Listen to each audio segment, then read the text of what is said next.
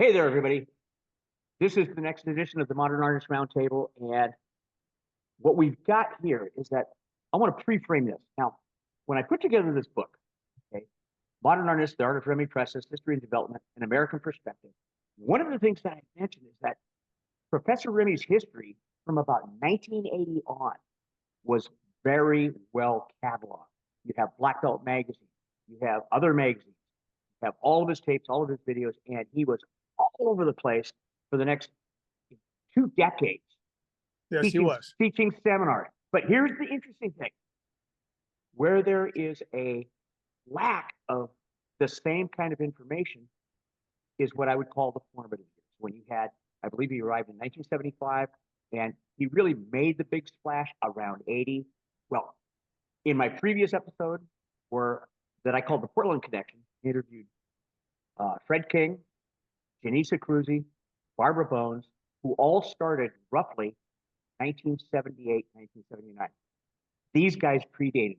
Now, in West Coast, excuse me, what I call West Coast plus one, we have guys that predated them. And so what we're talking about, we're getting some history here that has not been broadly disseminated. So what I'm going to do is I'm just going to do a quick introduction of the people here. And I'm going to go by my screen. So in my upper left-hand side is Rick Manglinong. And Rick, in the past, has been known mostly as a combatant guy, but he met Professor Remy first. Professor Remy preceded Ernesto Presses. And so he's definitely one of the OGs.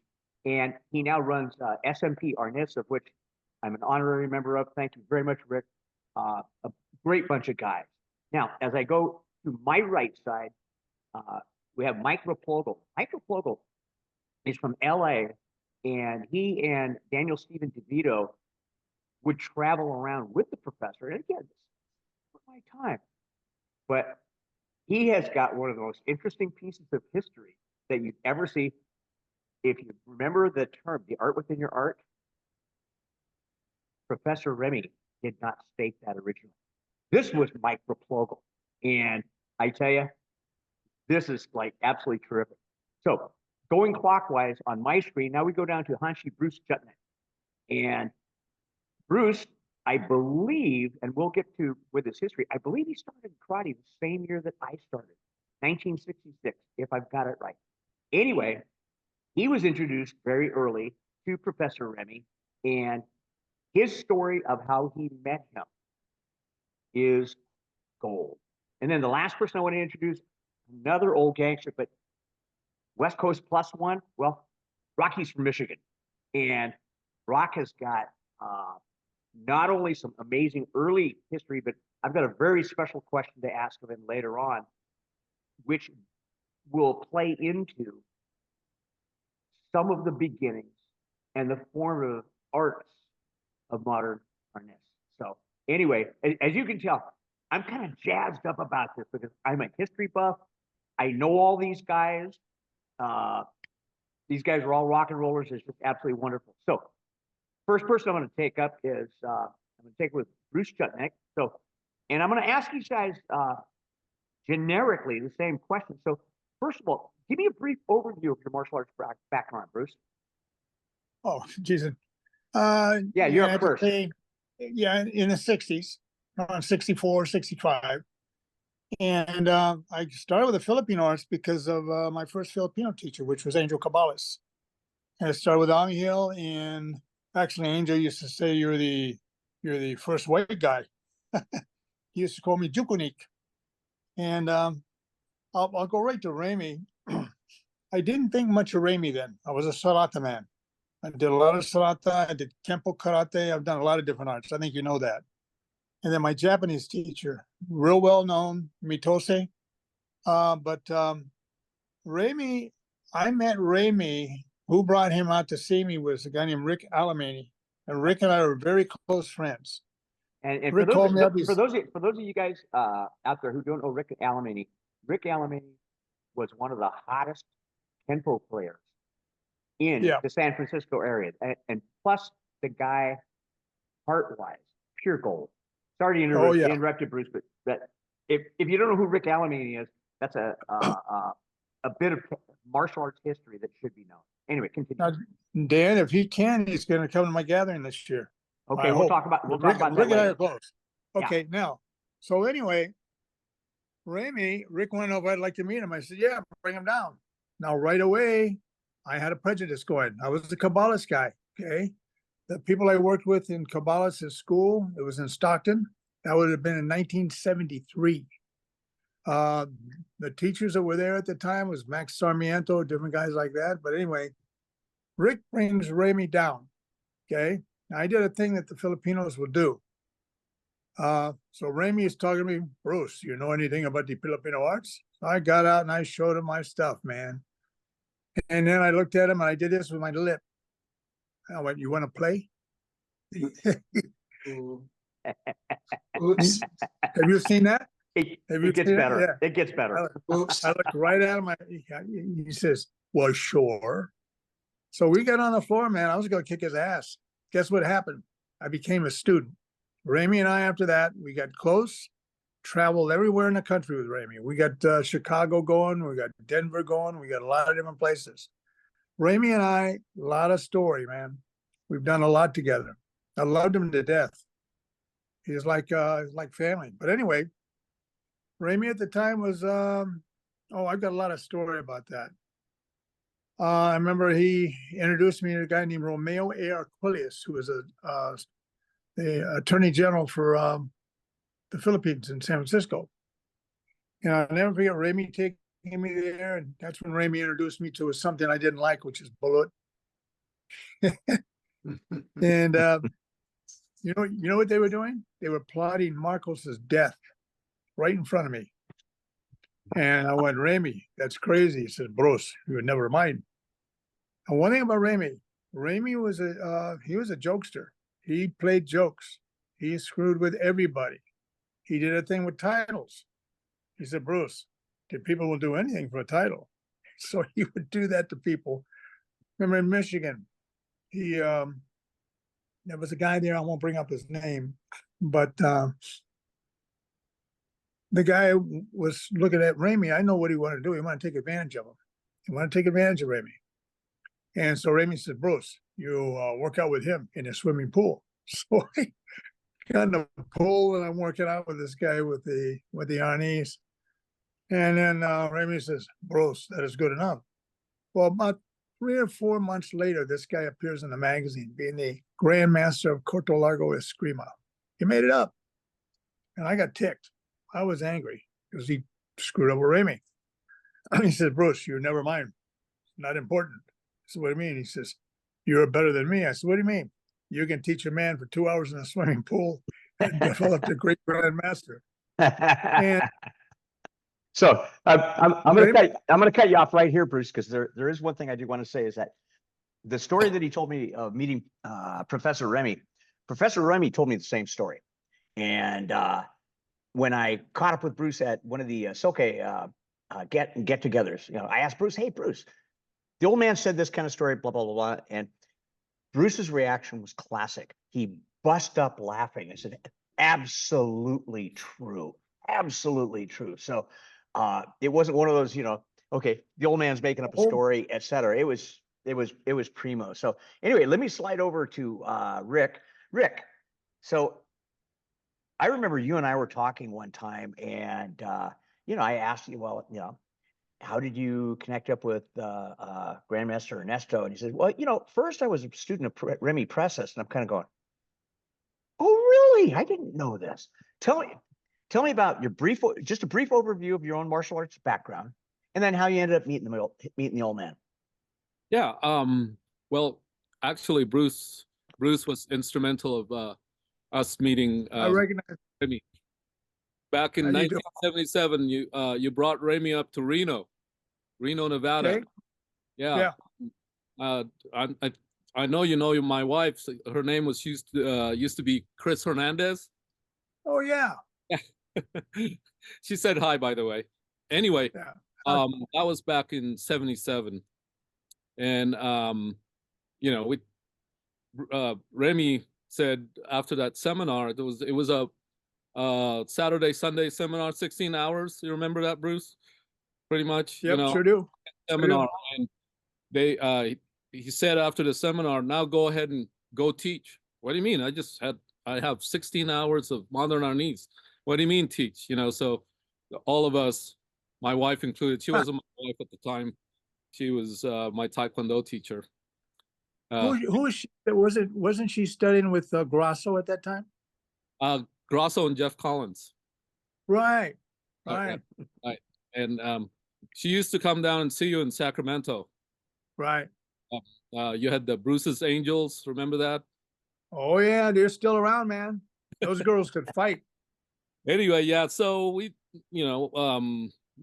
my wife and I, girlfriend at the time, took over the Taekwondo club up here, which she started in 1976. We were teaching modern Arnis in the Taekwondo class, and then we decided to separate it.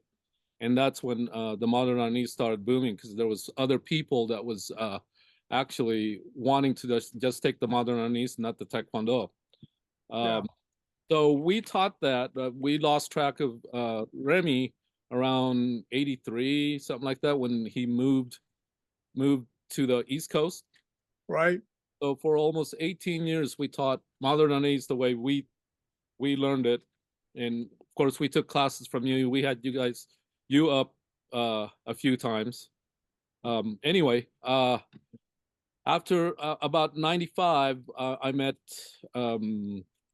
Grandmaster Ernesto. He actually heard about us here in Tahoe through Alex France, who was Ernesto's general secretary for North America. And we had a black belt. His nephew was a black belt under our school, and he heard about us, so he brought Ernesto up to meet us. So that's how we became part of the Combatan, which was Modern Arnis at the time. So they came up to recruit us to join their group. When Grandmaster Ernesto gave us a demonstration inside his hotel room, and asked me, "Oh, so what's your experience?" Well, I've been practicing Remy, your brother's art, for the last 18 years, almost 20 years. And he goes, "What rank are you?" Well, I don't really have a rank. He goes, "You're now second degree in my art," just like that. So, make a long story short, I took students to Hinegaran, where the Presas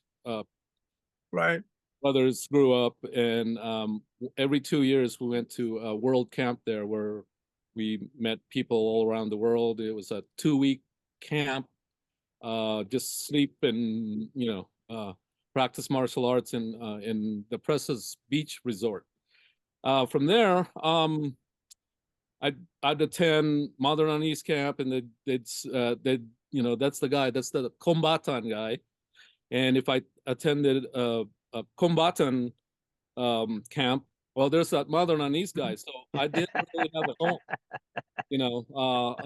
and then what happened was we put together the Combatan Ernesto Presa style and the Modern Arnis Remy Presa style, and what we have is now what we call Sining Marcial ng Pilipinas, short SMP.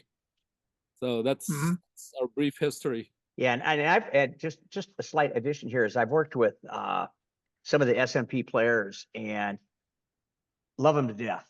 Great attitudes, just there to train, no fooling around, bunch of good people. So anyway, hey, Rock, you're next. And here's the interesting thing about Rocky is that from my perspective is that where many of us met Professor Remy as already grown men. I mean, I met him, 40 years ago. So I'm 30 something or whatever. Rock met him as a younger guy, a teenager and so forth. His pop already had fighting background, who he taught Rocky. And so I'm going to leave it right there and give us your martial arts background, Rock. Well, I started boxing when I was, I don't know, 8, 9 years old. My father boxed out of the Brewster Center in Detroit, which was before the Kronk. My father, interestingly, is like 20 years older than my mother. So he had me kind of late in life, and he was a catch wrestler and a judo master. So I kind of grew up around it, and uh, I started Tong Sudo out. I was a first cup red belt in Tong Sudo for God, I don't know, like 5, 6, 7 years, because they didn't have kitty black belts back then. You became a first cup red belt, and you just stayed a first cup red belt till you turned 18 years old. So Yes, times have changed, haven't they? yeah. So I have an older brother used to take me around to do some tournaments and stuff, and I I used to, when I was a kid, I used to see Bruce in the magazines all the time, and but never met him. But I don't know if I met him, because when I was real little, I saw, and you got to remember now, I'm just a kid. I was probably 11, 12 years old, and I see this guy doing this stuff with a stick at a tournament, and I think it was in Fostoria, Ohio, or maybe up in the Flint area, which maybe that's where Bruce had taken Remy in the early days, because this would have been in the 70s, like 77-ish, something like that. Wow, that's a long time ago. And I maybe 70, I don't know. Like I said, I was born the year Professor Anderson started karate. I was born in 66. Uh-oh. So I just walked up to this guy. I thought he was a Chinese guy or something, because again, I was just a kid, and I was like, I must have said something, because he looked at me, he said, "Oh, let me show you," and he showed me single Sinwali, and I went home, played with it and stuff, and just played with it, and a couple months later, we were at another seminar, and I saw this guy, and I said, "Hey, Remy, Master Priestess, look, I practice this," and he just gave me this dirtiest look. It wasn't Master Priestess, it was Leo Guy. And where I grew up in Dearborn Heights, Michigan, it's a stronghold for Paquita Tercia. You have Erwin Bellarda, one of the best fighters ever. There were some legendary fights between him and Tom Bissio. But I would go to these little seminars and stuff, and wherever if my brother would take me and drive me. And then in '82, I started seeing a thing, which in a Black Belt magazine, for a summer camp. And I believe Mike was very instrumental in doing the summer camp, and the first camp ever. And it was a real camp. I mean, it was up in the mountains. I ended up going there like 5 or 6 days early to help Jeff Arnold and a bunch of people get it ready. This camp hadn't been used.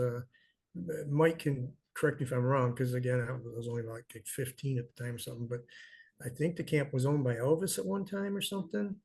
Camp Shamadelica. Shamadelica. It had been empty, and so we had to get it all ready for Remy to come in and stuff. And then shortly after that camp, Remy started spending a lot of time at my place, because there was some issues with Jeff, and I was kind of the new young guy, and he actually started staying at my parents' house from '83 to '89, for sometimes 2-3 months at a time throughout the year. A lot of times it was his place to go, where nobody bothered him, when he just wanted to get away. And him and my dad would teach him like catch wrestling techniques and some judo stuff. Remy had a wrestling background when he was younger. He was a little more formidable on the ground than a lot of people give him credit for. Huh. But in '83, I started doing I was always a fighter, and I was surrounded by these Paquita Tercia guys, and they kind of made fun of me, because modern Arnis was more of a self-defense art. Remy used to say, the Filipino art is self-defense. We teach you how to defend yourself. Whereas the Paquita guys were more like, we want to learn how to fight against another escrimador. And so I just bugged the crap out of Remy all the time. Remy, what made you a fighter? And that's when the more time he spent with my father and at my dad's house, he'd get up in the morning and he would start, before school, he would teach me some Monkow's Balintawak or Moranga's Balintawak. Which I want to delve into later, but So that's a huge point of interest for me. But continue. I started Balintawak, and Remy and I actually, believe it or not, did a lot more Balintawak than we did modern Arnis. We would, especially his block and lock drills that came from Monkow's, because there's a specific way that Monkow and Merengue teach Balintawak, because, and this is a little bit touchy with the Balintawak people, but Monkow and Merengue kind of developed their Balintawak in a way to match the great grandmasters Balintawak and Chambacans. And it suited Remy perfectly. Remy's the master at grabbing the stick. Yeah. And as you know, Professor Anderson, in traditional Balintawak, you don't grab the stick. You never grab the stick. Delay, maneuver, manage. But yeah. if you want to beat somebody who is a master at not letting you grab your stick, how would you beat them? Everything and You Right. grab their stick. Right. So Remy got really good at grabbing the stick. So anyways, that's, and of course, I started learning traditional Balintawak from Manung Ted, because he lived in Michigan, really close to me. And we were doing a seminar one day, and this guy shows up with a broken hand. And of course, Remy's like staring at him, and they're staring, and then Remy said, "Oh, Teddy," because he hadn't seen Ted since he left the Philippines back in the 70s. And he introduced me to Ted, and here I'm thinking Ted's got his arm broke, because he's this badass, this screamer guy, and he hurt. Now Ted loved to play basketball. he had a broken wrist from playing basketball. But then I started training with Ted in '83, a few months after the camp, and that was that. And then, Bingo. Excellent. as Dan knows, Remy and I had a bit of a falling out too. So, All good. All good. He I give him all the credit in the world for the stuff that he taught me. He's a lot more to Remy than people think. I mean, Well, that I do want to get there after we talk to Mike, and because I'm very curious, because as you know, I did just the tiniest bit with Manung Ted in original Balintawak, for lack of a better term. But and I've seen the grouping methods, but the Monkal, Maranga, I'm very curious about. So I'm going to come back to you on that. And now, as you can probably tell, Mike Plogle is kind of a guy behind the scenes on some of this stuff. He set up the old man up in Michigan, and he's Mike's going on, yeah, oh yeah, I remember that. And that was part of Rocky's beginning. Anyway, I remember Michael come up with his teacher, Daniel Stephen DeVito. And I say his full name because, we all used to know him as Danny DeVito. And everybody would go, oh, the guy on Taxi. So, no, not the guy on Taxi. Totally different spelling. But he trained with Danny. And so anyway, brief overview of your martial arts background, Mike, how you met the old man. Take it away.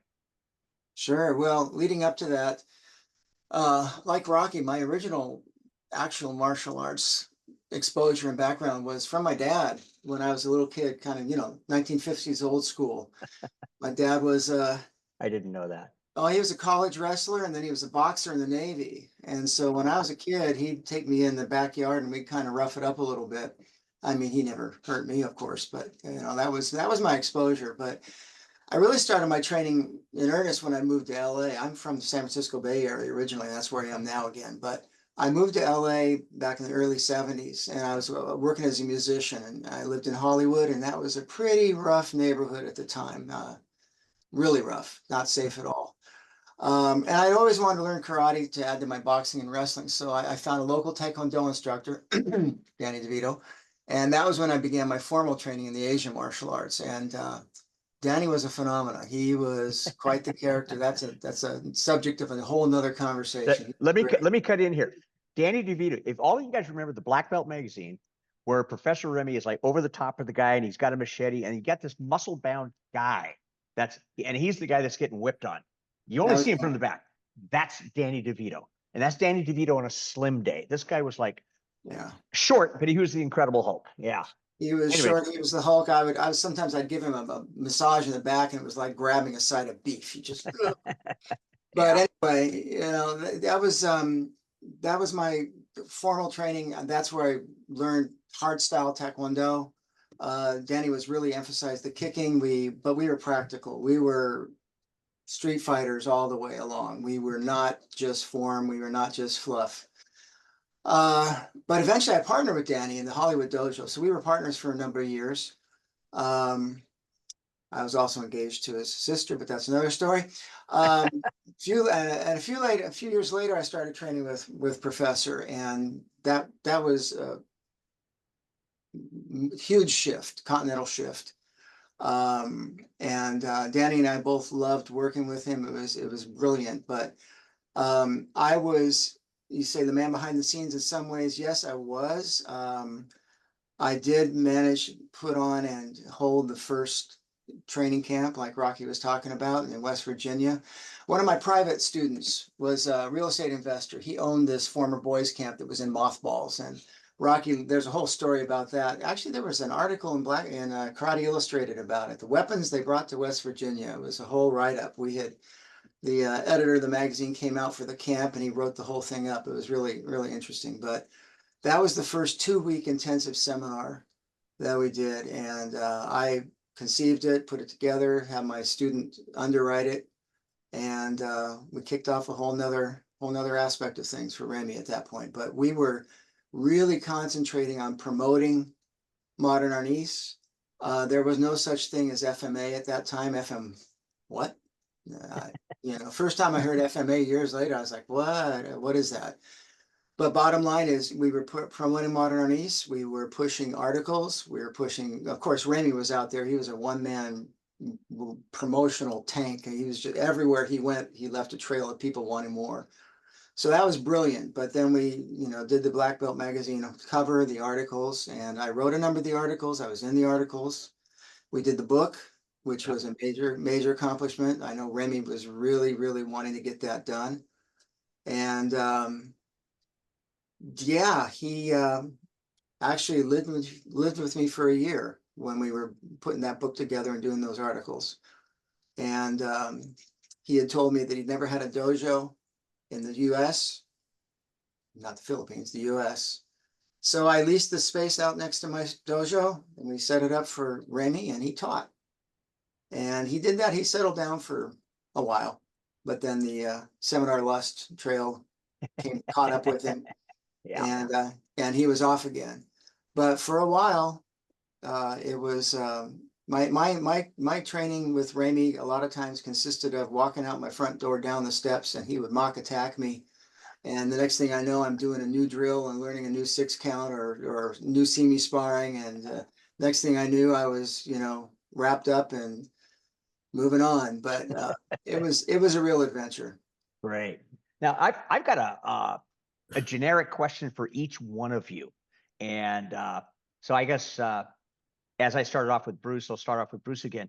Now, all of us were experienced in the martial arts. We did not come in first day in the dojo, Danny, here's a stick, swing at me type of thing. We all had our respective skills.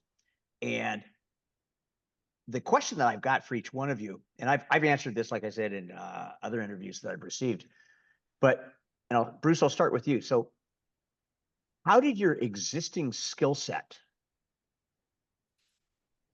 play in absorbing what Professor Remy taught? Well, you know what you do is you tune into appreciating things when you get your butt kicked. And Remy would, I would try Remy. I remember one time we used to fight with a machete. I don't know if you ever saw that. Oh yeah. Yeah, but we'd go, man. Those sparks are going all over the place one time, and he ticked me off once. Really got me angry. So I thought, you know what? I'm going to take that weapon from you. This is what I'm thinking, right? So we get in there and we're going bam, bam, bam, that blade, and the sparks are going all over the place. And I'm thinking, okay, I got it. Shoom! I got his hand. And guess what he did? He switched blades in the other hand, handed to my ribs. He said, Bruce, you are good, but not quite good enough. No. I think the fact is I love the arts. No matter what, I'd always pay attention. Cabales taught me a lot. I was with a lot of the top Filipino practitioners, people like, like Leo Hiron, Largusa, all these guys. I was in the classes with them. And you pay attention. And I think the biggest problem martial artists have now, if you have a great teacher and you don't have the insight to study and learn, I'm going to say it, you're an idiot. You have to. So I've done that. I've worked the Indonesian arts, Japanese arts, So all of these arts that you did they get Oh, did they get in the way of, or did they open the door for you to absorb what the old man No. was teaching? No, they opened the door because I'm not closed-minded. I'm open-minded, man. And just like that event I have going this year, Right, the gathering, yeah. this is year 44 of that gathering. Wow, that's longer than Water and Steel, longer than Oh, Kelly's event. Yeah. The thing that's upsetting me about that, Dan, is we're losing our teachers. They're passing on, and it drives me nuts because they're my friends. Yeah.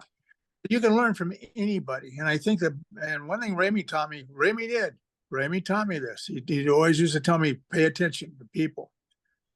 I can tell you and share a couple of stories about myself and Ramey on an airplane. One time we're flying across the country. He was telling me how people will follow you like a duck. You know, they'll follow movement. And I'm looking down at the end of the plane, and he said, "You watch that person." One person up front was leaning to the right. Sure enough, everybody in that row started leaning to the right. So now Ramey taught me that you observe. People don't observe things. Balintawak, all of those systems, they're all good. And I was taught to be that way. I'm open-minded, man. And Excellent. Now, Rick, same question. Now, from what you're telling me, originally you were just Taekwondo. Yeah. And so totally. so did that help you absorb modern Arnis or Definitely. Before the Taekwondo, I did boxing, and I was a high school wrestler. But as I got out of that, because that was all just high school, I got into Taekwondo and things like that. But as you all know, Taekwondo people like to kick, and so and I have a boxing background, but but what taught me hands was modern Arnis. Just the simple single Sinawali, the double Sinawali, all that stuff. Block, check, counter. Even the dog paddle, the butting. Mm-hmm. Bicycling puños. Yeah. The puño drill. Everything just helped out. But really, what I really liked was that just the fun of training. The Filipino style where you laugh and all that stuff, and instead of the traditional Korean or Japanese style of a lot of ceremonies, things like that. We just got right down to it. So that's pretty much, and then like Bruce said, just watching people. I'm a natural left-hander, so I really like Sinawalis because really, when you're introduced to Filipino martial arts, it's right on right all the time, right on right. And so, what I really liked, especially when I found out that Remy was a natural left-hander, that I started watching, just like what Bruce said. I like to sit and watch people do things and kind of make the mental video, and then go home and dissect everything I've learned. So, modern Arnis, since I was a kicker, being a Taekwondo black belt, modern Arnis really helped me with the hands. Brilliant. And Rocky. I'm sorry, but so go ahead. One thing people got to do is they have to learn a history. So when I talk to somebody who does Taekwondo, I'll go, well, do you do the Page forms? You Tanji, Dangundo, San, Wanyo, what forms do you do? These guys, they don't spend the time to learn a history. That drives me crazy. Yeah. And Rick, it's good to see you, buddy. Good to see you, Bruce. So Rocky, Yeah, you had, I mean, you had some Tang Soo Do, but it was more Western training. Now, did your background help you to absorb when you're first learning with Professor Remy, or did it get in the way, or did it blend in? And what was your perspective on that? Well, again, I started Tung Sudo at a real young age, and I trained under a guy by the name of Dale Drulard, who unfortunately doesn't get a lot of the credit that he should get. He was Chuck's instructor over in Korea, and he brought Tung Sudo to Detroit. 1950 something, before I wait, way before I was born. But the problem was, as far as he was concerned, he was a very traditionalist. You didn't cross train. Yeah. But I was already cross training before I ever got there, because my father was teaching me boxing and some catch wrestling and stuff. And his father was Ukrainian grappler. And then, when I started meeting Professor at these tournaments and watching doing these demos, and then my brother took me to a couple of seminars, it was like, wow, this guy doesn't care what art you do. It just everything that he taught you, you could kind of, before I started driving, when I was about 15, I started doing Wing Chun Do under Jim Clark, who was under Sijo James DeMille in Monroe, Michigan. And we were doing Villabras Kali, because I did whatever stick I could do, because there was nothing around me, it was, and I got in a lot of trouble with my Tung Sudo instructor. But when I started meeting Remy more and more, he was like, "Oh, Rocky, it's all the same," and that was the thing that I most enjoyed with Professor, is he didn't care, it was all the same. It just, it kind of like the old Bruce Lee thing, take what's useful, use it. And if it doesn't work for you, don't use it. If it works for you, use it. And make it your own. That was the big thing with Remy, was, make it your own. Ted was big on that. Ted always said, don't give it back to me. Yeah, I remember that. I wasn't advanced enough to really absorb it at the time, but yeah. What he meant by that was, I'll teach it to you, you learn it, and then you make it your own, and everybody has to change things a little bit. I mean, if I'm 6'2", I'm not going to throw a number one the same as a 5'7" guy. Right. So, you have to develop it your own way, within reason. And yeah, Remy was just like the first person other than my father, because my father really didn't care for martial arts too much. He was he was an old mill pit fighter during the Depression, fought out of Brewster Center. These guys would fight sometimes, they'd box sometimes twice in a day. They'd go take a ferry to Canada. If you didn't get too beat up, they called them prize fighters back then. You didn't win, you didn't get no prize. So, you go over there, you fight, you make $2 or $3 if you win, and then hitchhike up to Ann Arbor, Michigan, maybe fight again Saturday night the same day, it was a depression. I mean, there are 13 kids in the family, and so he martial arts wasn't he just didn't quite see it as combative like the catch wrestling and the boxing was. But he warmed up to it. Him and Remy became, ice cream friends. They would I'll tell you a story someday with, they used to piss my mom off something fierce, because she'd bake a cake for the church, and the two of them would eat it before she could get it to the church, But yeah, I really, even at a young age, I noticed that there was something different about him, because he didn't say, you must only train with me, Mhm.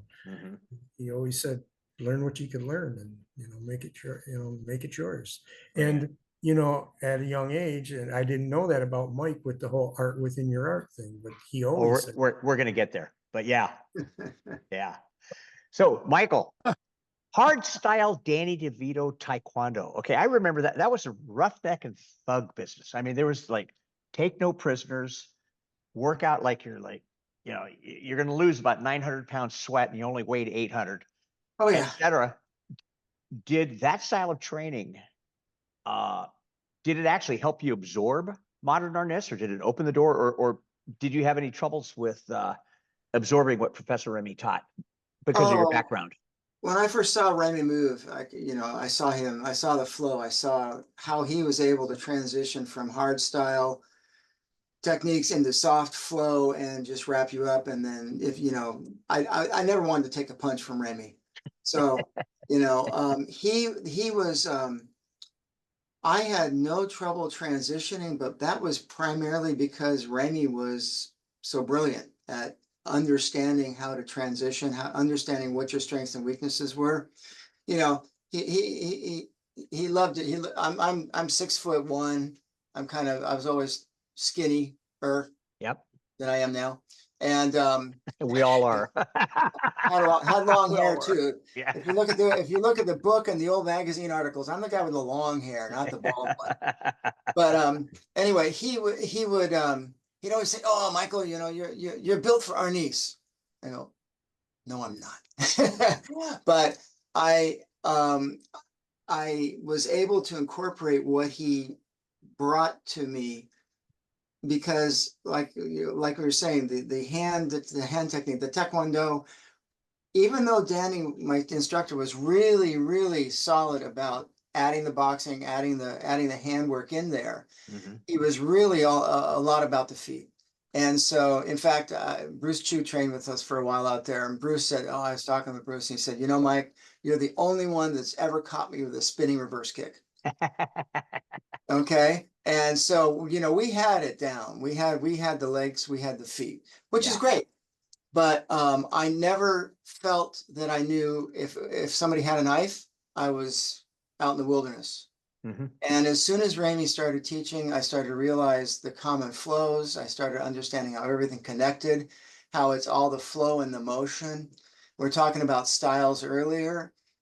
Ramy, although to me a style is a path to mastery, and you can have different styles.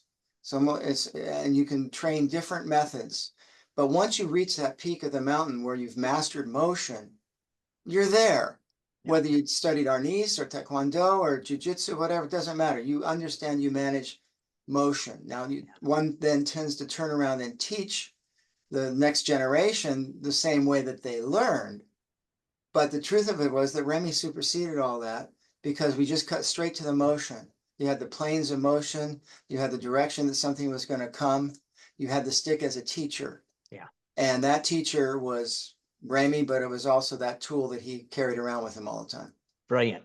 Now, I'm going to stay with you for a moment because it's recently there has been this, and my own personal opinion, there has been a redefinition or an attempted redefinition of the term, the art within your art, and what it meant. And, it's been postulated that it's like, if somebody had learned something, a portion of the art, and they discarded other portions of it. So let's say you did the sticks, but you didn't do the locks, or you did the stick stuff, but you didn't do the Arnis. Well, you were learning the art within your art. It was something that would make your Taekwondo better or your karate better, that sort of thing, as though that were the intention.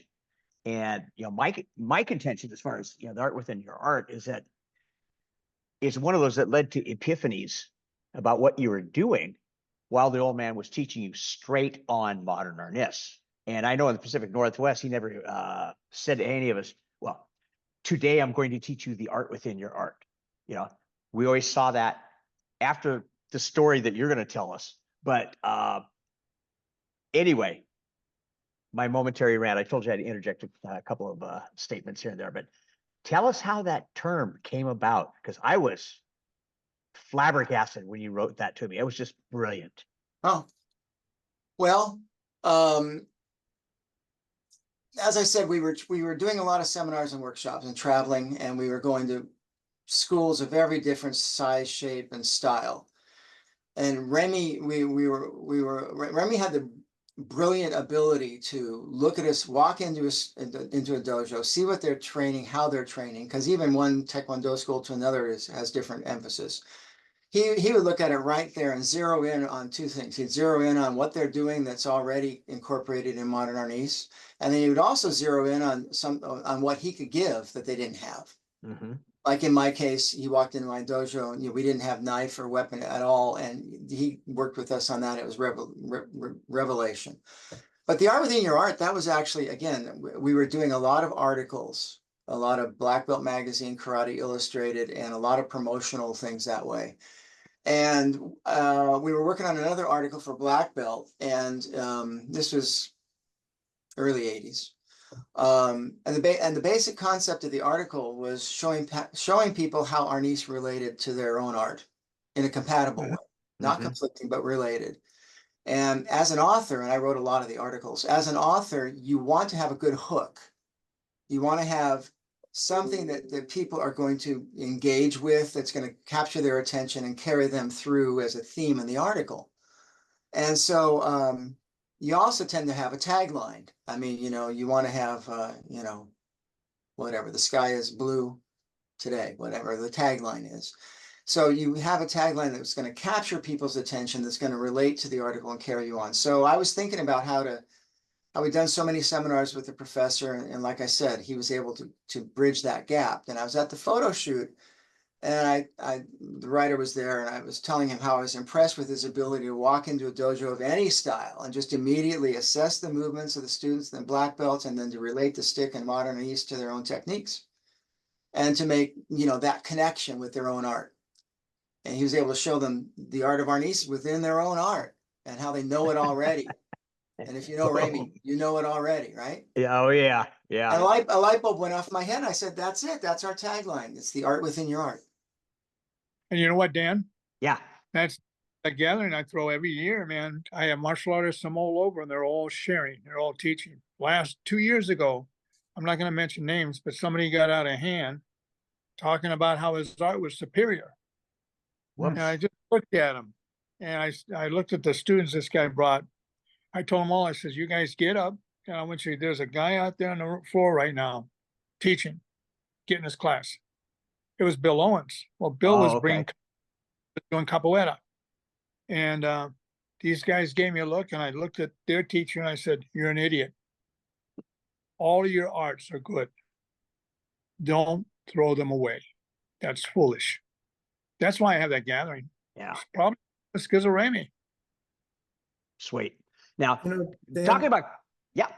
I'd just like to kind of give a real quick little story about how pertinent his art within art is. Well, actually, Like I am going to said, shift to you in a moment. So go ahead and tell us that, and then I'll ask you a very exact question that I want to know about. Go ahead. Like Mike said, Remy had this incredible ability just to walk into a club and sum up what he was going to teach instantly, almost accordingly to what they were doing. Well, if you recall, in 1983, Remy hadn't quite got his citizenship yet.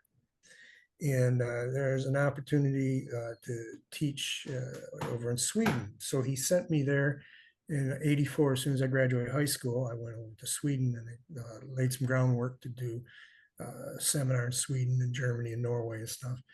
But then the following year, I think in '84 he got his citizenship, or maybe '83. But we went, and I'm sorry, we went in '85 or '86. I'm not sure. But we went over there, and we went to Germany, and we went to these clubs. We just went into clubs that we weren't even invited to. This one club, a cab driver, he says, yeah, you do martial arts, and we can kind of get his broken English. He was an Arabic guy, could speak a little English, and so we're showing him Remy's book, and then we're pointing at the book and saying, look, that's that guy right here. It was the book that Mike, helped write or put together. And he said, I know karate school, I'll take you there. So we go to this karate school, and it was the weirdest karate school. It was some, I don't know what it was to this day, but the way they started the class out was the instructor stood in the middle, a light came on over his head, everybody got around him, and they kind of walked around and they were chanting in German. And they all looked just like either Jesus or Charles Manson. Okay. And we were like thinking, oh my God, what did this guy get us into? Because we don't speak none. And my top student was with us, Hal Edwards. I think you met him years Yeah, ago, I remember Hal. an attorney. And we're looking at each other like, holy shit, And Remy just, when it was all done, Remy just, Rocky, come up. And he starts doing stuff. And then he just starts going from person to person. And we don't know if these people understand. So within 20 minutes, they were laughing and they were getting it. This guy who couldn't understand a word they were saying, they couldn't understand the word he was saying. And within just minutes, they got it. Brilliant. And to this day, I mean, I've trained with some world-class Filipino people, Tom Bisio, Rene Latosa. Yep. I've never seen anybody that could do what Remy did when it comes to teaching people. Just complete strangers. He didn't even have to talk. He didn't have to understand a word you were saying. And in minutes, he's got you fascinated with the stick. Yeah. You could just see the light bulb, not the one going off over the instructor's head. You could see everybody was just like, wow, this is something special. The art within your art. Boom, you got it. Now, let me segue from there into something which I'm very curious about. Now, it's generally accepted knowledge that, Professor Remy, he leaves his home. The first people that he hooks up with are the Mongkol, Balintawak people. And then he graduates, so he trains with him. He graduates to Timiteo Moranga. Then he graduates to Anchon Bakon. But what the vast majority of modern artist people do not know, there's two things they don't know. Number one, they don't know zip doodle about Mongkol and Moranga, Balintawak. And they don't know that you were privy to learning both applications from training with Remy. So first, how would you describe, and you did briefly, but how would you describe, let's say, the influence of Mongkol and Moranga on Professor Remy? And then the second part was, how would you differentiate between Teddy Buat and Chan Bakon and the Moranga Mongkol lineage? Well, first of all, Mongkol was left-handed. And that was one of the things that really, got, because Remy's a natural lefty. Yep. And so that was the big draw.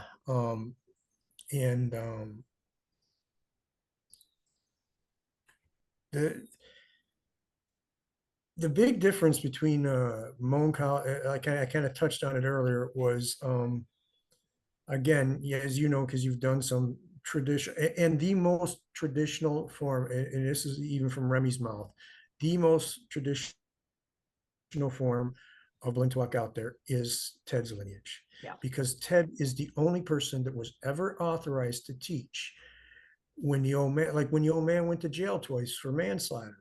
He was gone for 6 months. Ted ran the club.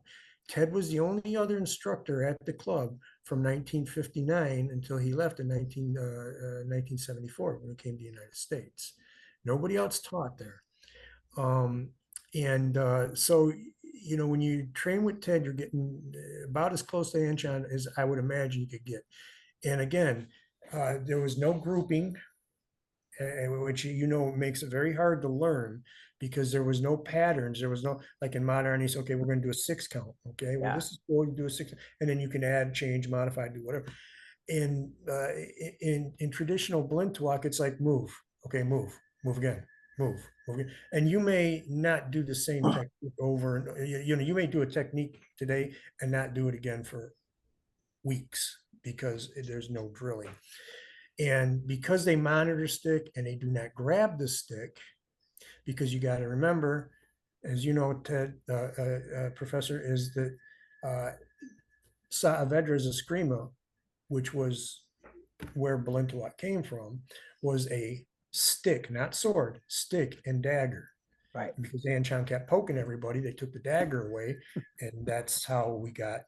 But that's why you see so much of the insertion of the empty hand because really that's a dagger. That's not just your empty hand.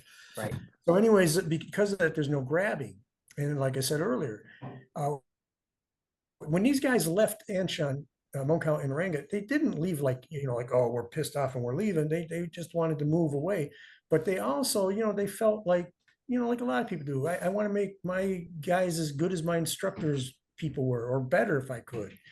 Which really, when you think about it, that's what you're supposed to do. I mean, everybody, you're supposed to, each generation is supposed to get better.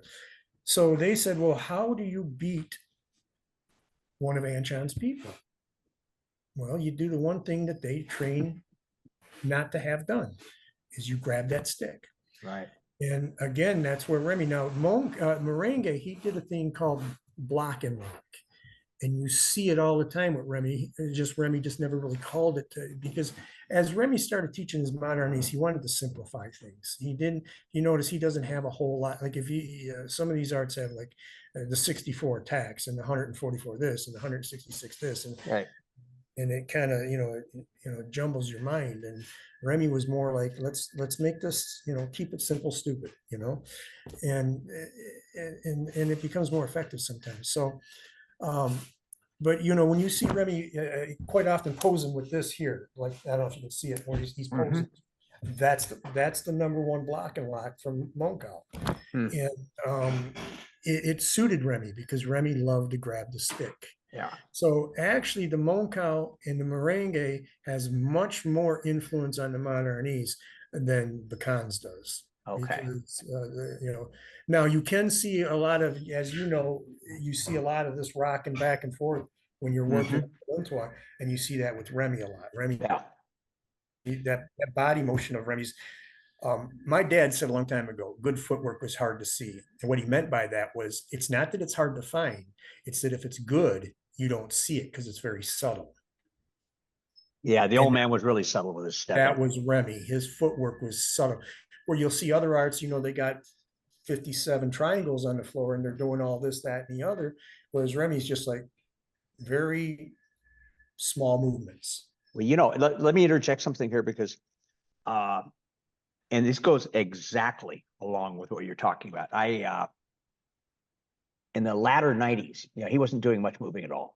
And I thought, okay, well, he's getting old, and he's latter 90s, he's probably late 50s, maybe 60. And, of course, from my vantage point now, I'm kind of going, he's still a kid because I'm 71 now. But then when I was doing a seminar in England and I was demonstrating disarms and I was angling. So, you got to step here. I watched the library tapes later on, right? And I'm going, I'm not stepping hardly at all. And all of a sudden the light bulb, the old man was moving exactly what was needed. Yep. No more, no less. And it was like, that was a huge light bulb over my head, because where I thought he was old and he wasn't moving because he was tired. No, he was shaving the angle by fractions. And that's exactly what you're talking about there. Yeah. And it's a shame that more people didn't see Ted. Oh, Ted, that's a whole nother subject. Was just incredible at that because, when Ted and Remy cross it, a couple of times, the three of us get together and we cross sticks.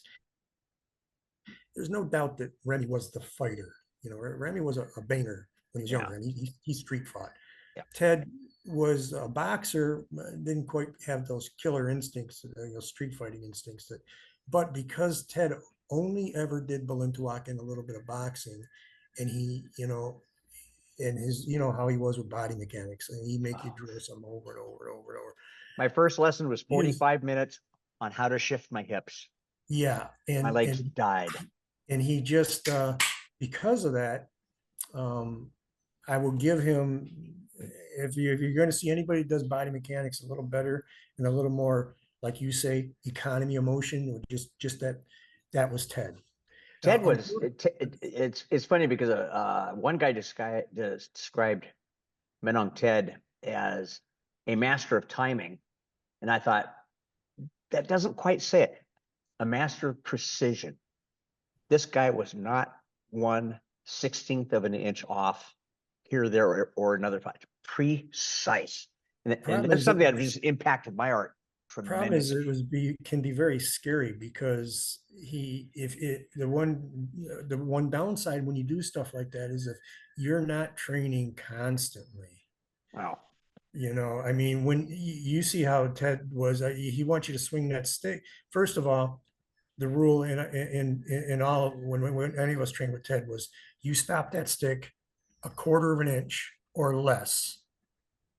You know, No when it's room for a discussion. full strike, and it better stop a quarter because you don't ever want to give the other guy the ability to say, "Oh, I could have blocked that if I wanted to." Yeah. No, you couldn't have. I stopped it. It was literally touching your whiskers. You weren't going to stop that. Did he ever use the phrase "no room for discussion"? Yeah. When it was right. Yeah, I use that at home all the time. Just yeah, no room for discussion. He used to the story about he had students that carried it so far, you know, he would say, okay, get a light bulb and practice on the light bulb, you know, get as close as you could to the light bulb. And then he goes over to one of his students' house and he says, oh, Monong Ted, you know, the light bulb isn't, you know, you can hit the light bulb and, you know, you get by night light bulb.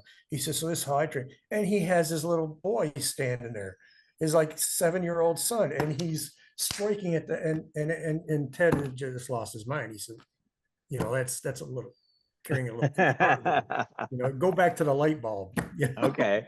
So let me shift over. Hey, Rick, now you have a very, just the same way that Rocky has a very unique historical perspective of, let's say, the influence of modern artists, the old man's upbringing. You've got an equally interesting cross training, so to speak, or evolution between Professor Remy, GM Ernesto, and then actually it was brought up this morning of Ernesto's son, John. So in drawing the lineage like that, how, not compare as in a good or bad way, but how would you compare Professor Remy to Ernesto, and then moving the lineage down, Ernesto to John? Whew. Your time to talk. Your turn. Whoa.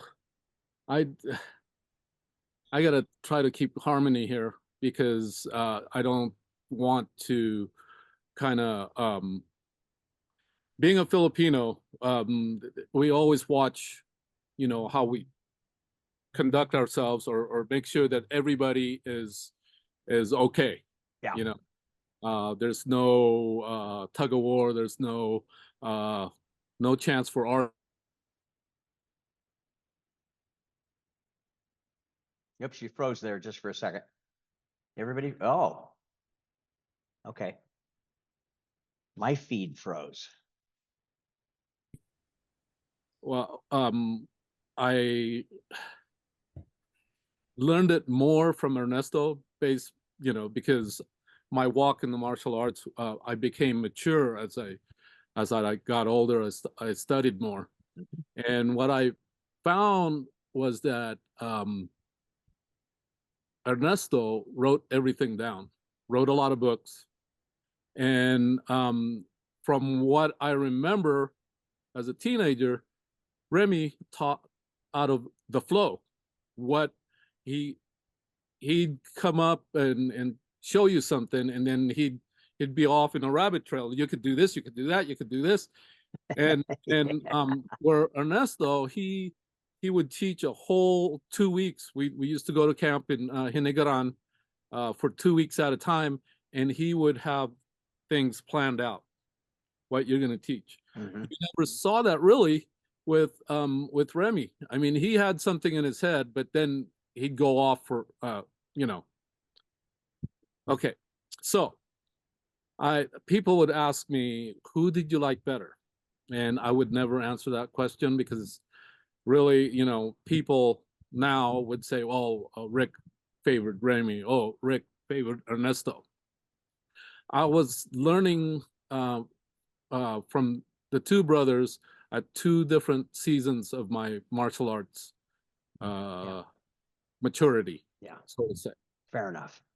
But so I got a lot from both of them. I remember a lot from Remy, but as a mature person, as an adult, I was learning from Ernesto. So a lot of the things that I learned from Ernesto is what I needed to learn way back when. You get it? So, Yeah. And light bulb, a lot of light bulbs came on as I was learning from Ernesto. But those were the lessons that I was supposed to be learning way back when. Mhm. So John came along, and I mean, I was practicing martial arts before he was born. Okay, so Junior John has never met Remy, never ever, but he's a natural left-hander also, and when he teaches, And left-handers all over the place. he reminds me a lot of Remy. Huh. He's never trained with his uncle, but you can see it, Huh. So I enjoy watching him. I don't like participating in his sessions or seminars. I just like to watch, and he teaches out of the flow also, out of Okay. what's going on. So there you go. I started with Remy, learned a lot from Ernesto, what I should have learned from Remy, because I was a young martial artist back then, mature martial artist with Ernesto, and now watching John, I'm seeing a young Remy. So Okay. So, um, I've got a quick question, and this is coming off the top of my bald little head. You mentioned that you went back every 2 years to Ernesto's summer camps. Mhm. Okay, so you probably knew one of Ernesto's representatives here in the United States, Mike Bowers. yes. Okay. Do you remember one of Mike's students, this stunning black-haired gal that went back there for one of the 2-week camps, Susan? She ended up training with me and becoming one of my second-degree black belts. And she always told me about the camp and that and one of the things about she wasn't allowed to test for her first degree for her Lacan. I've never met John, but John did the right thing. She went through the whole promotion. The whole test. She executed everything, and then I think at the intercession of one or two of the other people, John actually issued her a certificate, and it was just like, oh, and she was thrilled beyond belief. Right. She wanted to make sure that, oh no, this doesn't mean I'm believing you or nothing. I said, no. John did the right thing. So if I ever meet him, I'm definitely going to go up and shake his hand on that, because that was a very wonderful thing. So now, Bruce, I've got a cockeyed question for you, because okay. Oh, I've been listening, man. Yeah, go ahead. Yeah. Okay. Now, one of the things that from Dean, your student, and then Okay. having watched you, okay, your kosharu has a lot of elements of body manipulation in terms of Yes. how to break balance, etc. Now, my introduction to that was the old man's way of what I call body manipulation. So is there anything that where the modern Arnis style of manipulating somebody's body and kosharu go like this? Yes, very much so. One thing that really takes place that Remy kind of taught me this, but Mitose, I learned to read faces. If you read a facial expression, you know what the body's going to do. Oh, really? Oh Huh. yeah, man. So let's say if I'm fighting somebody, I'll read their face. Therefore, I know if they're going to step with the right or the left. I know how they're going to move. Huh. Raymond did that by grabbing your hand. Second, he grabbed your hand, you know exactly what parts of his body was going to do. Yeah. So what I Okay. do is I'm I more familiar with that. Yeah. Go ahead. keep those concepts and those theories, man. And so when I see somebody move, I'm looking at the facial expression. There's two guys that you're familiar with that did that. One was Wally J. Wally was always smiling. Yeah. Another one, Sig Kufrath of the Danzaru.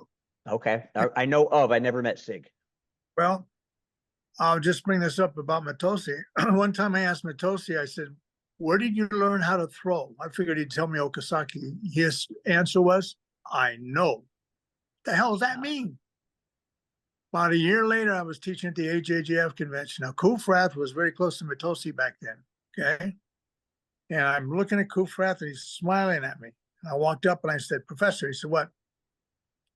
Where did Matosi learn his throwing? He said, he knew. What that means is if you study the basic parts of the anatomy, you're going to know if a guy's going to throw, if he's going to strike, if he's going to step. So what I do, I look at the face. I look at the face and I look at the tension in the legs. It tells me how somebody's going to move. And, Okay. but that's not just with this, it's with everything. If you stop and think about it. Now, Dan, I know you can do this. When you look at these martial artists, do you know a bonehead when you see one? Yeah, right. What? When I look in the mirror, come on. When I got that gathering going, man, I know what people are going to do before they do it. Yeah. You know. Now, Ramey taught me a lot of that. Okay. Ramey used to teach, and people got to understand, Ramey was more than just a technician with a baston. He understood. Yeah. And he used to figure you out by grabbing your hand. You grab your hand and you felt exactly what he was thinking. Brilliant. Okay, Michael, I'm going to put you on the spot here. Now, having been around the old man and you know his speech patterns, I mean, and when I say you, okay, I'm collectively saying you as in all of us, because Rocky was around him a lot, Rick, Bruce, I, and so forth. Hmm. How much of the Unique Publications Modern Arnis book did you ghostwrite? I like that smile. Oh, I got him right in the heart. Because Remy, whoever wrote the descriptions and stuff, that was not the old man talking. He did not No, it was speak me. that way. Okay. A lot of it was me. Really? You know what? Yeah. You know, Ramey, he was a genius. And if people could understand that about him and they learn that part about him, I learned to look at the important things in someone. Mm-hmm.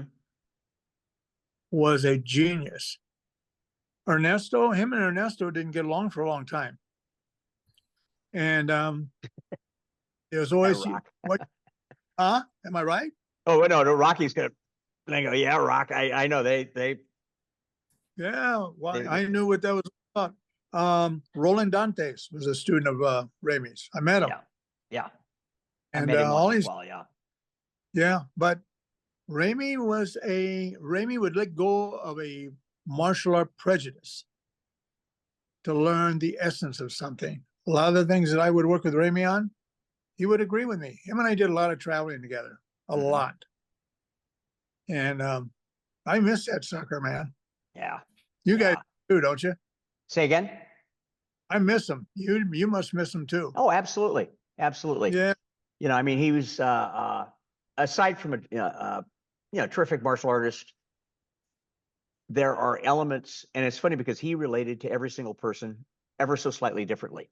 You know, if you're a fighter, he related to you as a fighter. If you're an artiste, he related as an artiste, etc. And I would definitely like to see him. But let me go back to Mike, because I was asking him this question about how much he worked on what I would typically call the yellow book, which was the Unique Publications book. So, Mike, yeah, that one. Take yourself off mute. And so how much did you work on that? A lot. I don't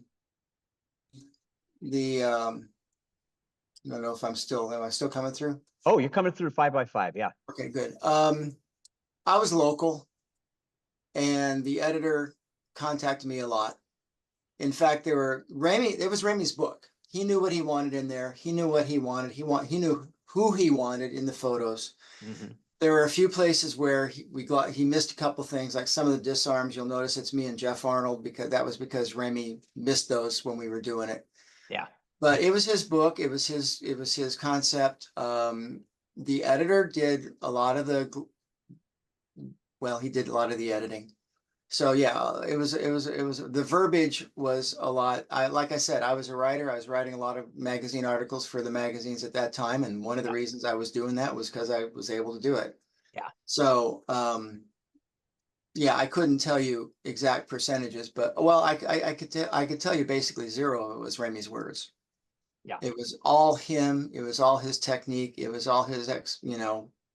It was all him, Right. but it was not the verbiage. But it's you guys' English. Yeah. Yeah. Okay.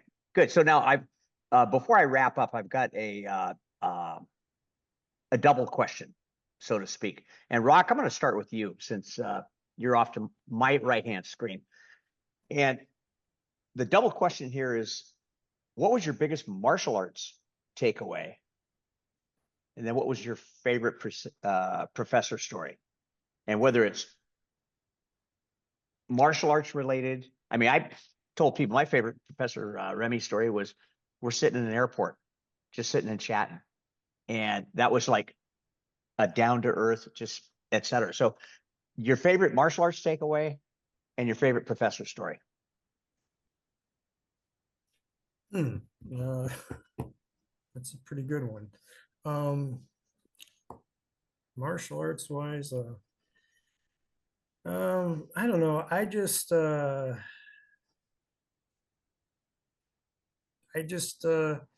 really enjoyed swinging with the guy. I mean, just if you remember the first time he'd ever done a Blintwalk demo in the United States was at your summer camp. Yeah.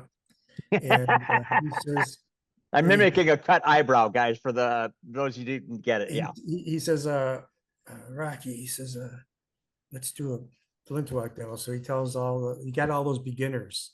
And he says, when I was younger, Blintwalk is the art that made me the fighter. That's what taught me how to really fight and how to develop power. And he said, I'm going to show you some Blintwalk, and Rocky and I are going to. And I don't know if it was because he was nervous. I still say it wasn't me. Okay, yeah, he's the master, but I still say it wasn't my fault. I think he was just geared up. He had not done Blintwalk in front of people, a big crowd, in probably decades. And he said, okay, Rocky, you swing. And I swing, and he counters, and bam, he splits my eye open and says, Rocky, don't turn around. Well, by then I turned around. I got blood just squirting out of my eye. And he immediately says, but don't worry, we're not going to do Blintwalk. Because he had all these beginners, all these white belts at the summer camp. And he was just terrified now that they thought that they were going to get hit with a stick.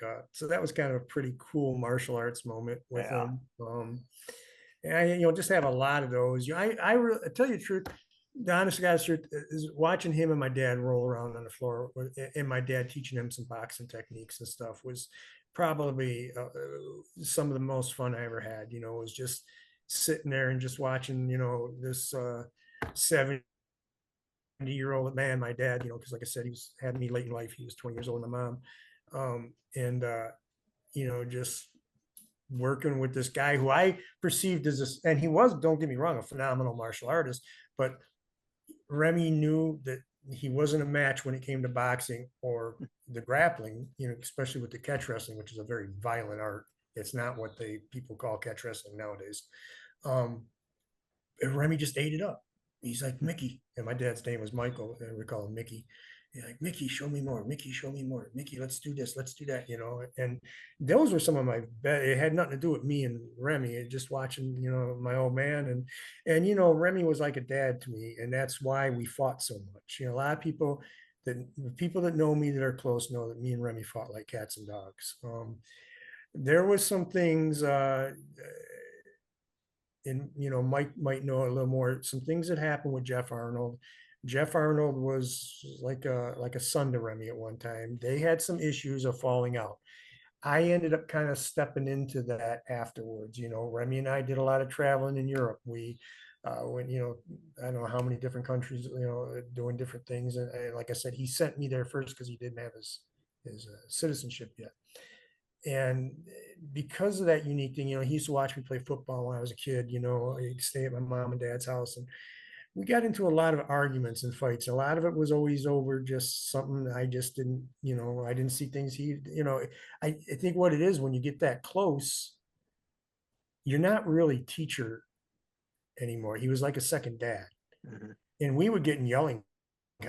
I mean, we would yell at, I mean, he would cuss me out and, I'd tell him, excuse the French, but like, fuck you, old man, and then, that and next thing you know, we're going out and getting ice cream, and, um, but, then eventually we had one big fight and it really kind of sucked because we never made up before he passed away. And then, some of the other influences of people trying to, say that they claim that they did this and claim that they did that. And, some of the accusations that were going around. Yeah. Nobody on this board, these guys were all, they knew Remy before most of these people who claimed it, they knew Remy were even born, and so yeah, that. So as far as in non-martial arts stuff, Remy, well, the other great thing was Mr. Jednick. Oh, can I ask you one quick question, Bruce? Sure. Yeah. Hey, guys, if you have a question of any of the other guys, absolutely Sure. feel free to ask because, When I I'm the was- MC, but it's like, no. If you pull more information, more history, I love it. I love it. When Go ahead. I was Rocky. a little kid, man, I used to, read every black belt magazine. You go by the name of Tiger Jednick? Was it Bruce? No, No? Nope. Okay. On sheet, bruised. I understand that, but I thought that I just, again, I was real little, I'd go to the local bookstore and they had all these, black belt magazine, international karate, all this stuff. And I just thought it was Tiger Jednick for some reason, but that's all I wanted to ask. Because I remember your name from when I was a kid. You were everywhere when I was a kid. And I just, for some reason, thought that maybe that was your nickname. Yeah, I just remember seeing you. I was like, damn, this guy is, because I might have met you when I was a little kid, but I wouldn't know. But I just remember seeing you like everywhere, man. I mean, you were always in some magazine somewhere when I was a kid. But at any rate, Well, this is as great. far as So, getting back to the non-martial arts stuff, some of it I can't say. Remy and I, we hung out at some nightclubs and stuff. The Buffalo area, we had a lot of fun until his girlfriend showed up one time, flew all the way from California and threw a Whoops. kink into our our time there. But yeah, and I would also say doing, as Mr. Jednick said, doing a live demo with Bolos at the Skylight Lounge in Vassbro, Sweden was a great time. That was, people were just losing their minds and seeing the sparks flying and everything and stuff in a nightclub. About 1,500 people there, but and that's pretty much it. I mean, like I said, it's Right. Rick, over to you. You'll have to unmute yourself, but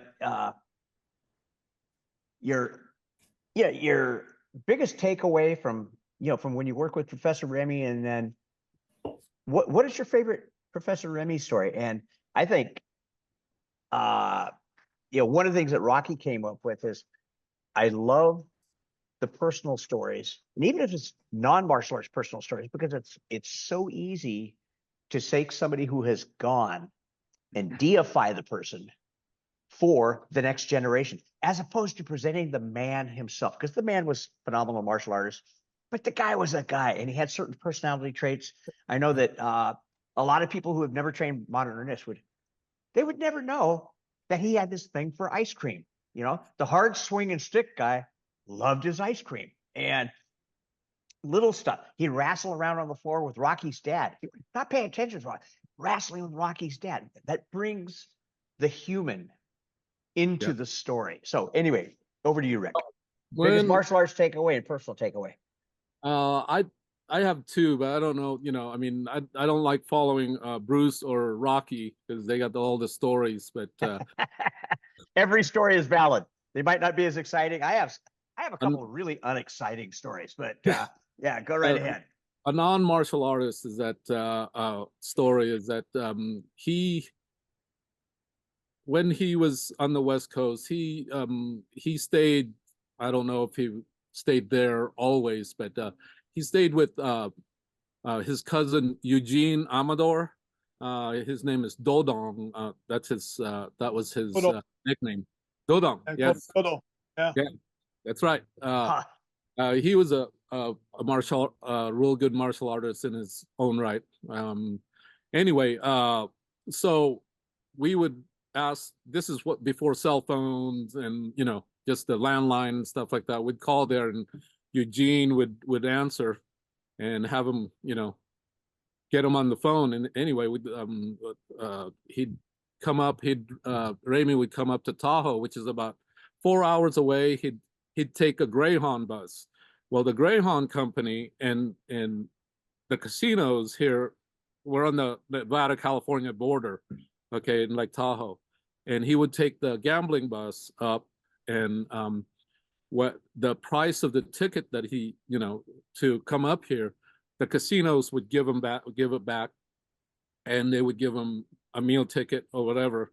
He'd get here the day before or the evening before, and he would stay up and gamble. And then we get a call, said, "Come pick me up at Harrah's," or whatever, and he would teach the seminar, 4 hours, and then we'd take lunch. And after lunch, lunch is over, and he's taking a nap in the corner, So we'd start the second half, and he'd be sleeping. He wakes up and go, go, go, go, go, go, And then we after the seminar, we don't see him again. He was at the casino.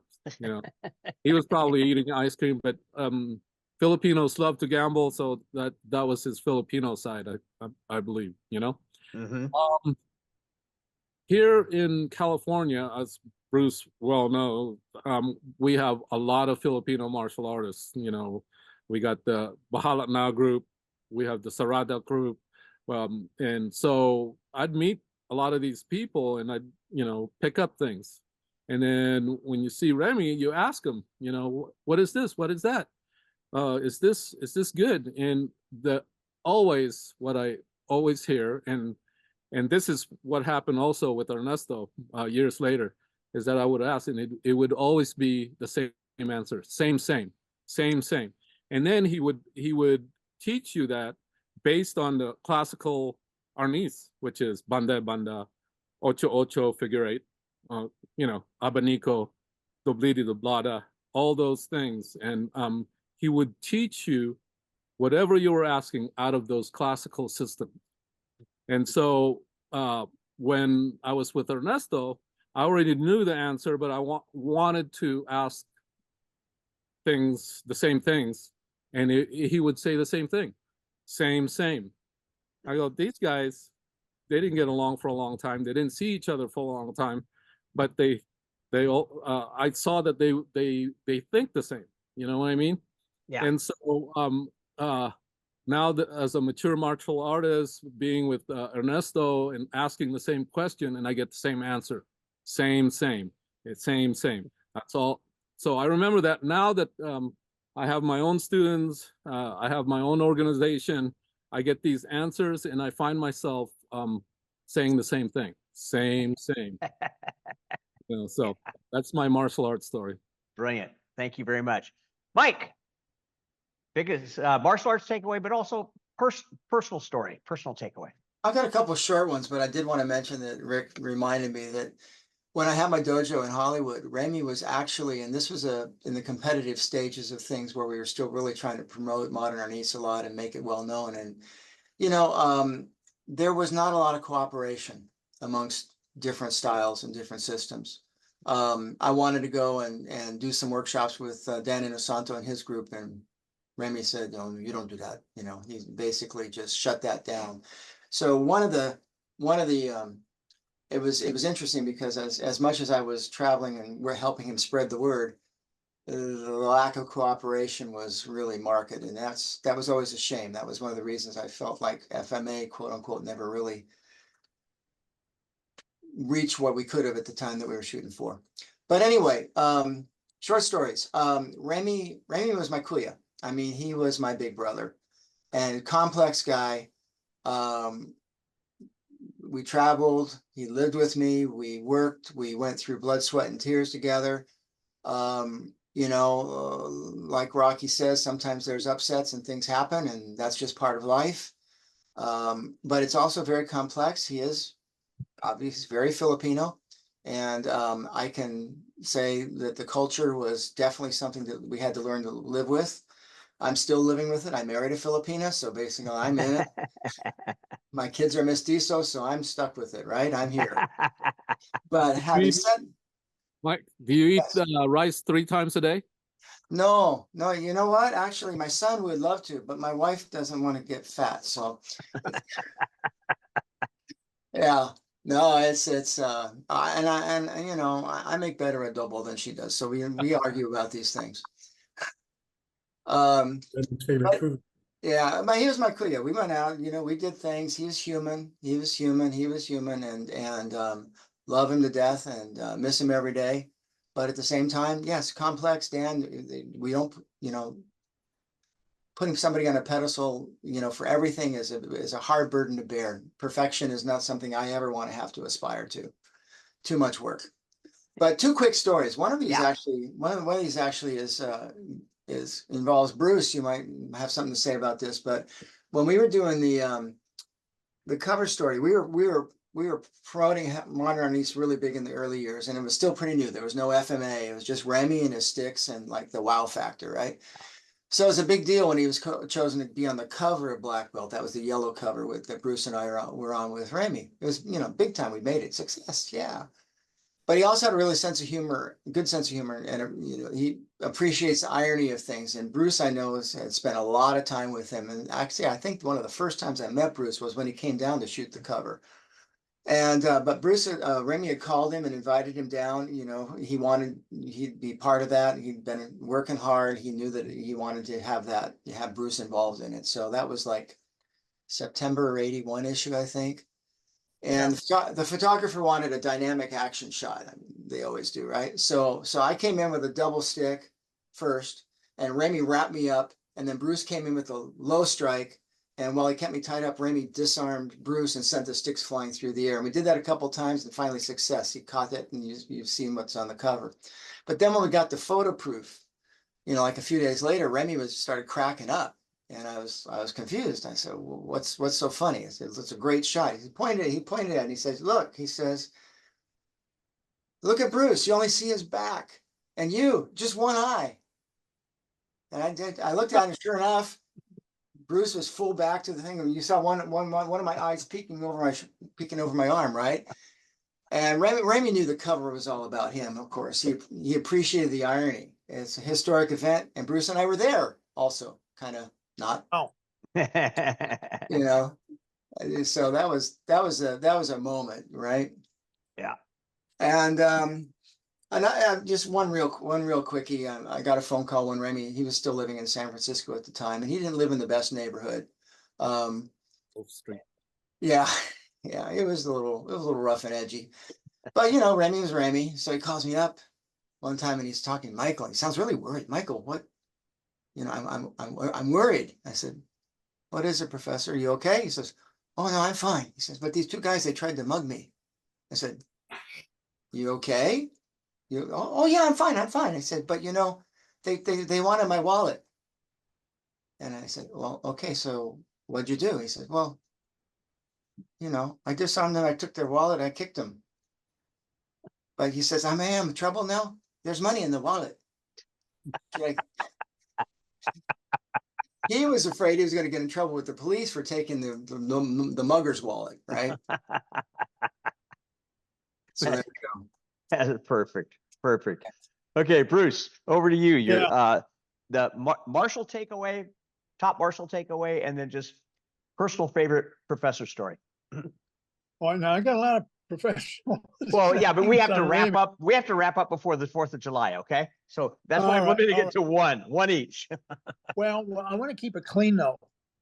Okay, well, I guess we'll wrap up now then. Oh, my favorite Michael story pertaining to Remy was just watching him maneuver others. He was good, man. He was good. He was magical. Yeah. And that was this thing he used to say. you got the magic. And that's what his thing was. You would know that, Dan. Oh, yeah. You would know. And that was Remy. A funny story, Remy had a girlfriend in Georgia. He was in love with this gal. And she decided she's going to take me and Remy to church. Okay. And they were calling people up to confess their sins, right? And Remy looks at Carol. He says, Carol, I will not do that. Why? I know the Pope. I'm not a Catholic. I'm a Catholic. Whoa. Well, Remy, what are you going to do if he does that? If he calls up, because he was calling people up, I'll have to kill him. And he was serious. He was serious. So I talked to Carol. Last name was Duffy, Carol Duffy. And Remy was in love with Carol Duffy. And I'm just watching the whole movie. I'm going, Remy, no. But he had a thing about all of that, man. Now, there's other stories I could tell, but I better not. So I'm going to keep it clean. Yeah, I'm Fair going to keep enough. it clean. Fair enough. Remy was, and he was a fighter, boy. Guy was a fighter, but he would assess you. You know the thing I talked about, facial expression? Yeah, I learned that from Remy. Learned that from Remy. Ah. He would watch, he'd know what you were going to do. Remember what I told you I did? I went, yeah. You go like that. To somebody that's Pinoy, it means challenge. And you're in trouble. Rick's Oh, he was- smiling on that one. Are you, Rick? Smiling? Oh, yes. Yeah, oh yeah, he's smiling over there. I see that. Hey, Rick, you got to come down to my gathering, buddy. All you guys do. Yes. We, as you well know, Tahoe is a tourist destination, and when you're having your gathering, it's the weekend, and most of us are working. So Well, this will we'll make be, it it'll be in the town of Folsom. But you know, the last 3 years, it was all up in Reno. Yeah. Yeah. Wearing me out, man. Yeah. But anyway, Okay, guys. Rick, I'd like Final words before we wrap up. And Okay. Mike, I'm going to start with you. What anything you'd like to say? Anything you'd like to pass on to the next generation? Because one of the things that Bruce had mentioned to me back in I don't know 2004-ish, when I first physically met him, was that we are the next generation. And at that point in time, he had mentioned that about 100 of the grandmasters that we knew about and we looked up to and we read about had passed away, and we are the next ones. We are the guys that are like, for lack of a better term, we're the next batch of guys. We're the next top of the heap, et cetera, et cetera. But modern Arnis is still, it's strong, but there's a lot of guys that hadn't been around, Professor Remy, et cetera. So last words, what would you say to the upcoming generations? Go with what the are you flow. asking? I would start with Mike. Okay. Go with the flow. Go with the flow. It's the flow, it's the basics, it's the core concepts, it is the feeling, it's the heart and soul of what Arnis is, regardless of the style or subset. It's the flow. Bring it. Thank you. Rocky, what would you say to the up and coming group, generations? Well, actually, pretty much what Mike said, except I would add just one thing. Learn the flow. So many people think that the flow is a technique. They take their hands and they do this cross drill up high and they're cutting, pretending they got a knife, and that's the flow. And many years ago, I was in Philadelphia, and I just got, this is one of the fights Remy and I got into. So Remy, that's not the flow. Remy used to, I don't know if he ever told you this, every once in a while he would get a little frustrated about Star Wars because his flow was, people, the way he looked at the flow was almost like they looked at the Force and the Jedi. Yeah. The flow controls your every movement. It's not just a crisscross pattern with a knife pretending that you're cutting somebody's thing. And we get an argument. We were in Philadelphia at a camp, and all these people were like, okay, let's all do practice. Show us your flow. Show us what the flow is. And I just got so frustrated. I went out and everybody was doing this. And when it came my turn, I went out and went. And that was it. And the girl running said, well, it's okay, Rocky, you'll learn to flow someday. And I was like, Okay. the flow is like I said, you go with the flow, but the flow, it can be hard, it can be choppy, it can be smooth, it can be a technique, it can be a situation, it can be like Mr. Jednick said, reading someone's face, reading their body language. That's the flow. It's not a technique. It has nothing to do. Well, let me take one step back. It controls your technique. It isn't a technique. I would even add to that, it defines it. Yeah. And then the thing that the old man used to drive me nuts with, he'd have these little cryptic comments, and one of them was, no matter where you are there already. Yeah. Once you understand the flow, yeah, no matter where you're there already. But yeah, I totally roll with you on that. So, Rick, Oh, well, go with the flow. Yes. And it's not a technique like Mike and Rocky said, but one thing that we failed to talk about was that the person of Raimi. I think we were attracted to him not only because he was a martial arts master, but he was also a good man, fun to be around.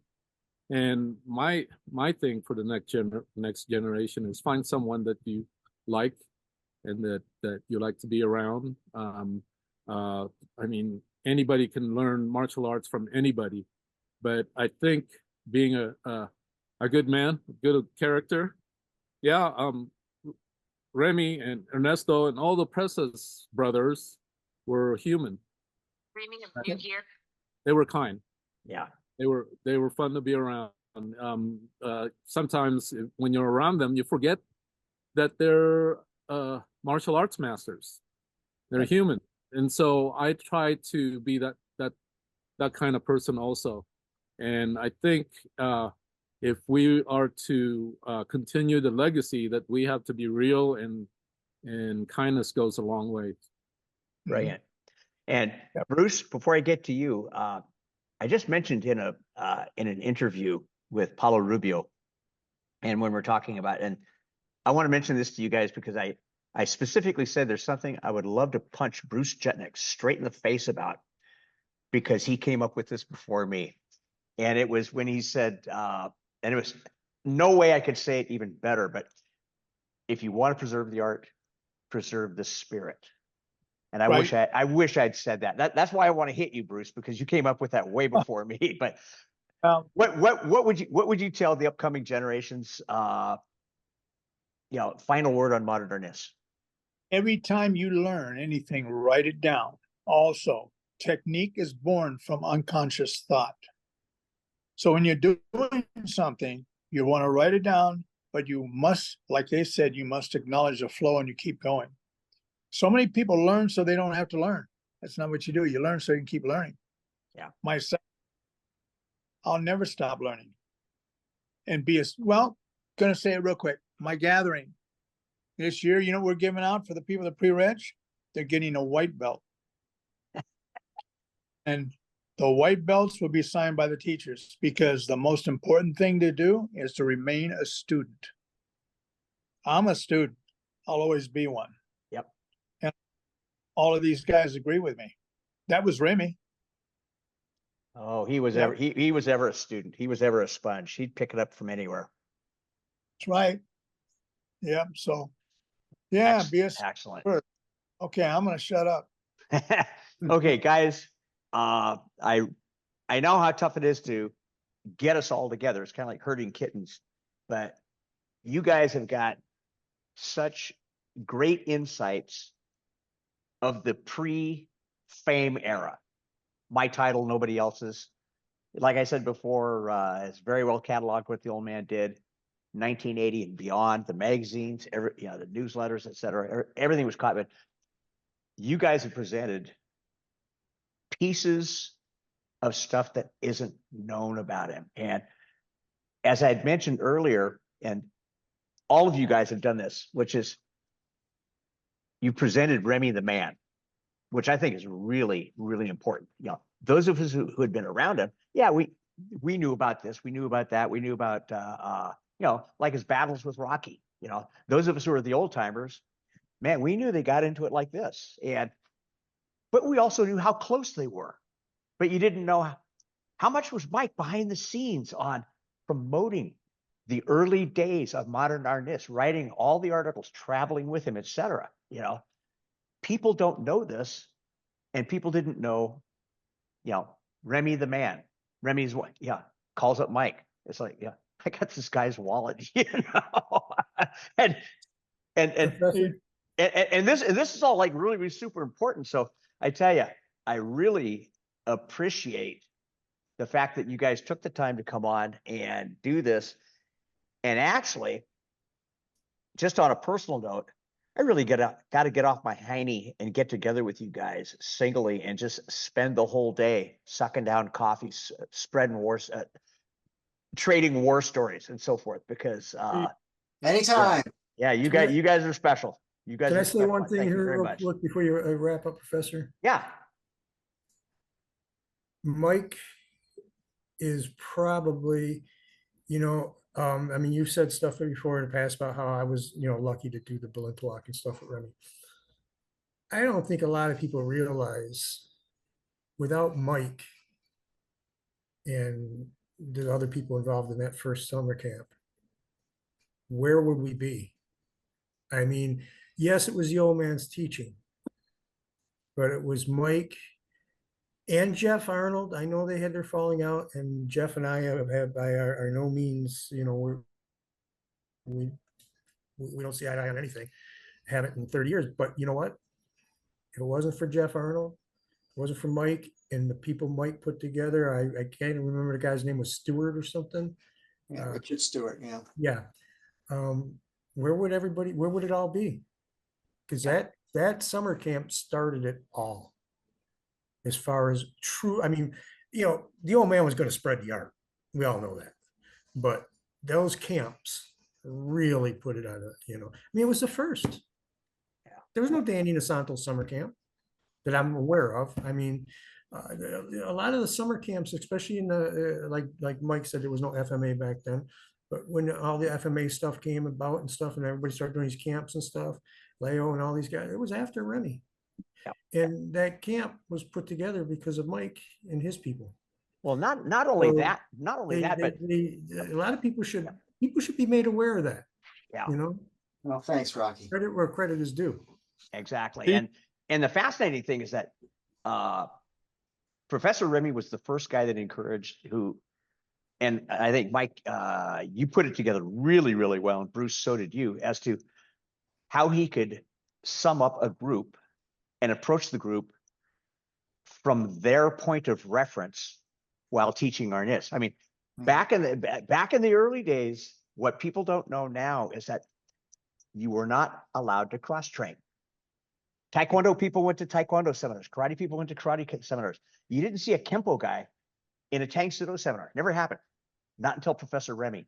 And the fact that he could address everybody from their own point of reference. And I think that's my words, not yours, Michael, but you said it just right about how he could walk in and just, okay, this is what these guys are doing. This is what will apply to them. I mean, how he could just be the piece of the puzzle that would fit. But he was the guy. I mean, now everybody goes to everybody's seminars. It's not a big deal. But back in the ancient days, that was Professor Remy. And there always had to be organization behind it because we all know how disorganized he was. Yeah. And bam, Michael, that was you. And that was one of the reasons I wanted you on here, because one of the missing pieces of the puzzle in the history was, Professor Remy didn't all of a sudden become known out of thin air. Something had to happen. Somebody had to be pushing seminar to let the Remy magic work. And this is why, like what Rock is saying, as far as, if it hadn't been you up in Michigan, well, you did the same thing up and down the West Coast. Boom. Kudos, man. Thank you. Yeah, you betcha. Appreciate it. Okay, guys. Well, I'm going to wrap up. If any of you guys want to stay on and shoot the breeze after this, after I tell Mike to Mark to edit, but again, I thank you guys very much from the heart. You guys are part of the history, and I adore history, and I really like the fact that you guys took the time out of your days just to do this project. So anyway, that wraps up for the second of the pre-1980 modern Arnis OGs. This is Super Dan signing off. Okay, Mark, Thank you, edit Dan. it out from here. Thank you, Dan. Oh, very welcome. Very welcome. I've been looking forward to this, man. I have been jazzed about this because one of the things that I think Bruce and I share like crazy is a love of history, a love of correct history. Yeah. And I hate when people get into revisionist history. And so if there's anything I can do to kind of like, okay, yeah, we put this here, we put that there, we put that in the next spot, and really clarify things, because I think history is really, really important for the present. And Amen. yeah, very Important. much so. You bet. Love Okay, you well, guys. that's all I've got. So if anybody wants to stay and shoot the breeze, you can. Otherwise, if you're out of here, you're out of here, and I'm back to work. Okay. See you, man. Okay. Hope to meet you Yeah. guys